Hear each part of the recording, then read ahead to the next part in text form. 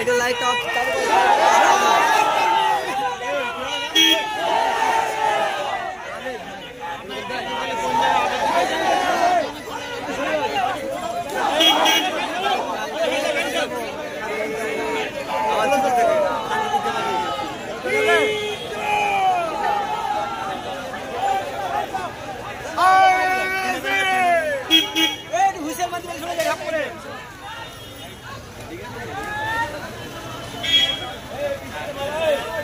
সামনে ছড় দাও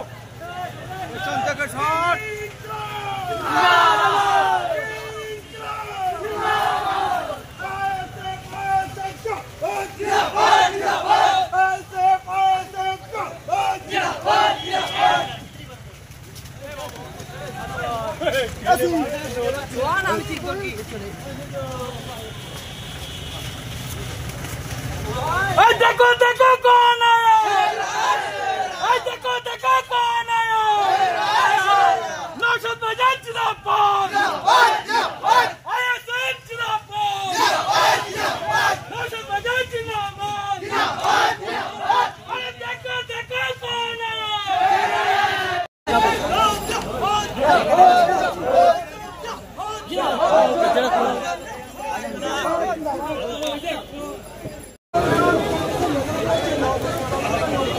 Trinamool Congress, BJP, CPM, Congress আমাদেরকে সার্টিফিকেট দেবে, আইএসএফ সেটা মাথায় নিয়ে চলবে নাকি?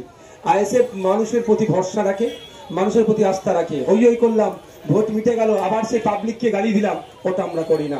2021 সালে মানুষ আমাদের সাথে ছিল, যতটা তারা পেরেছে ভোট দিয়েছে। 8 লক্ষের অধিক ভোট আমরা পেয়েছিলাম। সংযুক্ত মোর্চায় প্রায় 40 লক্ষের কাছাকাছি ভোট পেয়েছিলাম। সবটাই কিন্তু আমরা গ্রহণ করেছিলাম। অন্যজন অনেকে অনেক কথা বলেছে, মানুষ ভোট দেয়নি, বেইমানি করেছে, হ্যান করেছে, ত্যান করেছে, ওটা আমি বলবো না। মানুষ স্বতঃস্ফূর্তভাবে উপস্থিত হয়েছে, ভালোবাসার হাত বেরিয়ে দিচ্ছে।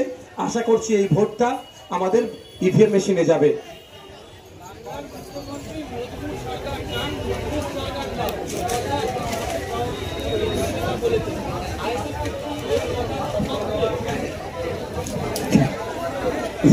সরতা বলো তো, আর একবার কোশ্চেনটা করুন ভাই।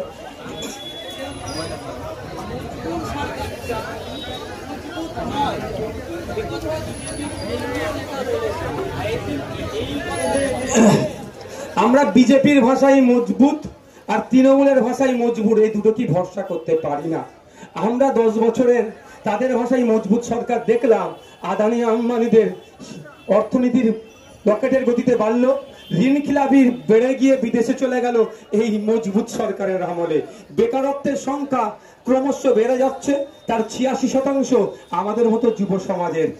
আপনার কালো টাকা বিদেশ থেকে ফিরিয়ে নিয়ে এসে 15 লক্ষ টাকা করে দেবে, অ্যাকাউন্টে দেবে বলেছিল। এই বিজেপির ভাষায় মজবুত সরকার ফেল হয়েছে। আর মজবুত সরকারের কথা বলছেন মমতা ব্যানার্জির, ডবল চাকরি দেওয়ার কথা বলেছিল। চাকরি তো দূরের কথা, এখন আমাদের 26,000 ছেলে মেয়ের চাকরি বাতিল হয়েছে। এই মজবুত সরকারের তৃণমূলের ভাষায় বলেছিল 11 সালের আগে ক্ষমতায় আসলে মুসলমানদের শিক্ষা, স্বাস্থ্য, কর্মসংস্থানের ব্যাপক উন্নতি হবে। আরো অবনতি হয়েছে। দলিতদের অনেক কিছু হবে, আদিবাসীদের অনেক কিছু হবে, 6 মাসের মধ্যে শিল্প করে দেব। সরকারি কর্মচারীদের কেন্দ্রীয় সমাহারে ডিএর জন্য তিনি সওয়াল করেছিলেন। এদের ভাষায় মজবুরের সরকার কি করলো? সবটাই ফেল করেছে। সুতরাং এদের তৃণমূলের বা বিজেপির এই মজবুত আর মজবুরে আমরা আর বাইনারিতে যাব না।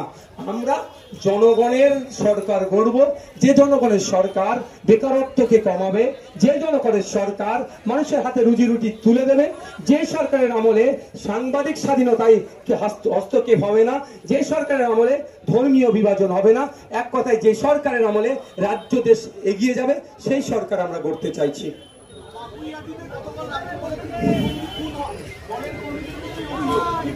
13 জন এখন পর্যন্ত গ্রেপ্তার হয়েছে, আরো আগামী দিনে হতে পারে। কাকের মাংস খাই না আমরা শুনেছি, তৃণমূলকে খুন করে, এটা নতুন কিছু নয়। খোঁজ নিলে দেখা যাবে হয়তো সিন্ডিকেট রাজকে কন্ট্রোল করবে। কার হাতে 25%, কার হাতে 75% কন্ট্রোল থাকবে, কে 75% পাঠাতে পারবে, তার লড়াই হয়তো হতে পারে। তারপরে বলবো, এই খুন খারাপির রাজনীতি আমরা পছন্দ করি না। তৃণমূলেরই খুন হোক না কেন, সেও একজন মানুষ, তারও একজন পরিবার আছে, তারও সন্তান থাকতে পারে, তারও স্ত্রী থাকতে পারে, তারও পিতা আছে। এই অন্যায় যেটা করছে তৃণমূলের আমরা মেনে নিতে পারছি না। আমরা চাই শান্তিপূর্ণভাবে মানুষ বসবাস করুক, যার যে রাজনৈতিক মতাদর্শ নিয়ে চলছে চলুক, বা নিজেদের মধ্যে গোষ্ঠীদ্বন্দ্ব যেটা হচ্ছে সেটা অবিলম্বে বন্ধ হওয়া দরকার।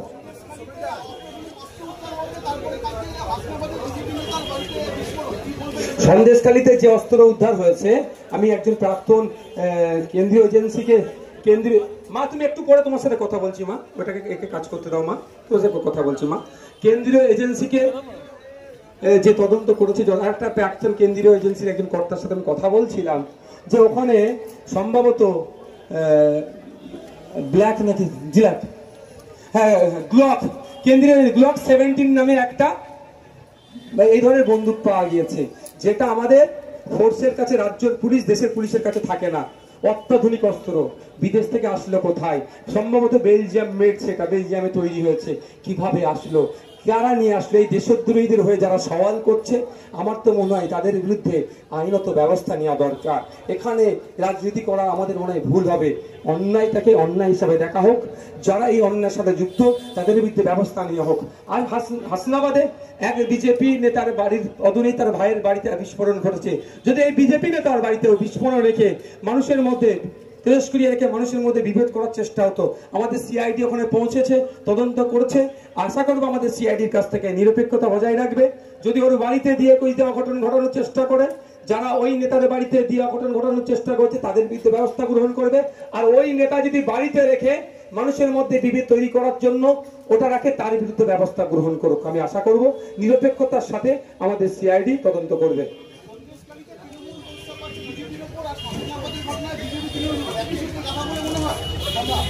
দেখুন, এরা বাইনারি বারবার তৈরি করার চেষ্টা করছে, বিজেপি তৃণমূলের বাইনারি। ও বাইনারি আমাদের ভাঙতে হবে, অন্যায়কে অন্যায় হিসাবে দেখতে হবে। বিদেশি অস্ত্র পাওয়া গিয়েছে, তদন্ত হবে, কে কোথায় কিভাবে নিয়ে এসেছে সেটা তদন্ত করলে বেরিয়ে আসবে। আমি কোনো পার্টিকুলার রাজনৈতিক দলকে আমি দোষারোপ করব না, কিন্তু যেভাবে তৃণমূল সন্দেশখালীর হয়ে ব্যাটিং করছে, আমার তো সন্দেহ লাগছে যে তৃণমূলের স্পন্সর ছিল না তো ওটা।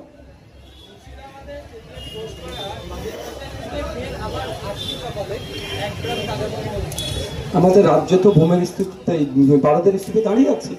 বিভিন্ন জায়গায় দেখুন না, এই তো দত্তপুকুরে কিভাবে তেজস্ক্রিয় বোমা দিয়ে করে বিস্ফোরণ ঘটলো, বাজি কারখানা আড়ালে কিছু করতে পারলো না, আমাদের এক নেতাকে অ্যারেস্ট করেছিল। এটা ছাড়া ওদের কিছু করার আছে? ওরা তো এই শিল্পকে চলাচ্ছে। খবর পেয়েছিলাম ওখানকার বোম নাকি ভাঙড়েই যেত, আমাদের কর্মীদের উপর ওই বোমই চালিয়েছে। আজকে যে ঘটনা ঘটেছে, বিভিন্ন জায়গায় উদ্ধার হচ্ছে, রাজ্য সরকার তো ব্যর্থ। তারা আজকে ঠিকঠাক করে দায়িত্ব পালন করেনি বলে এই বোমাগুলো এসেছে। এখন যদি ইসিআই এর হাতে আছে, ইসিআই কি কটা ভূমিকা পালন করে সেটা দেখার বিষয়।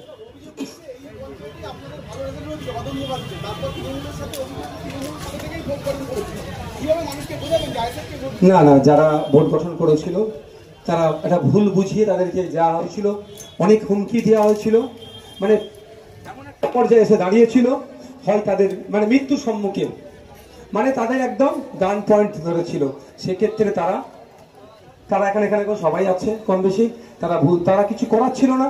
আমাদের কয়েকজন নেতৃত্ব আমাদের সাথে ডাইরেক্ট সরাসরি তারা সাহস হয়ে উঠে পড়েনি, তারা আমাদের সাথে না যোগাযোগ করো।